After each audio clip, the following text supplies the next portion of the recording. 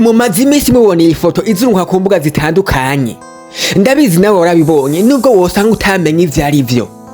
Iyi ni Gigi Sound, umugwi w'abaririmbyi rurangiranwa mu gihugu cy'u Burundi no hanze y'igihugu cy'u Burundi. Uyu mugwi ufise igikorane ngaruka mwaka cyo gutazira no guhimbaza Imana, Worship in Glory, kizoba ku magenekerezo ya 11 ukwezi kwa 5 mu 2025. Ati rero kubera iki uyu mugwi uca bigacika hano mu gisagara ca Bujumbura? Gumana natwe aha ni kuri Achieve Your Dream TV, muri kumwe na True Boy. Achieve your dreams.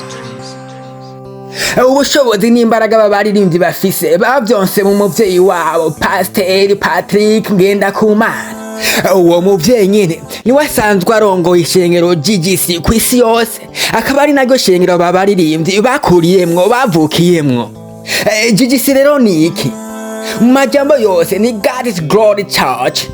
Iri shengero ryatanguye mu mwaka w'2006 ariko ritangura nka ministeri, ritangujwe n'uwitwa Pasteur Ngendakumana. Iyi ntumwa y'Imana Pasteur Ngendakumana, Imana yamurungikanye ihishurirwa ry'ubuzima bw'ubwiza maze ngo aze ngabusangize isi yose.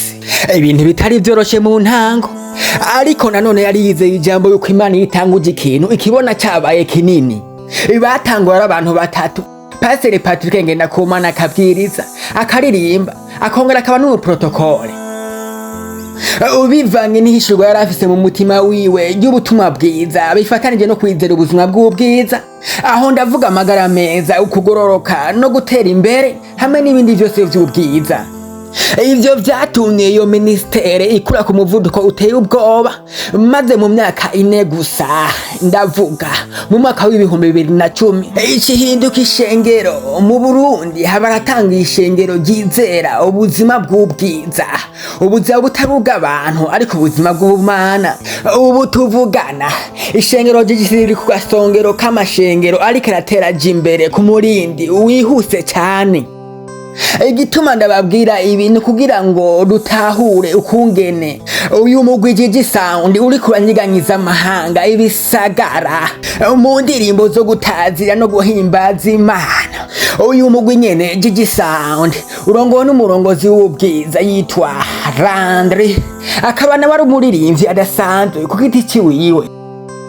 Reka ndagutumire itariki 11 z'ukwezi kwa 5 mu 2025 tuzohurireyo, kuko nutaza ndokubwira ko vyagenze. Aha ni kuri Achieve Your Dream TV, mwari kumwe na True Boy.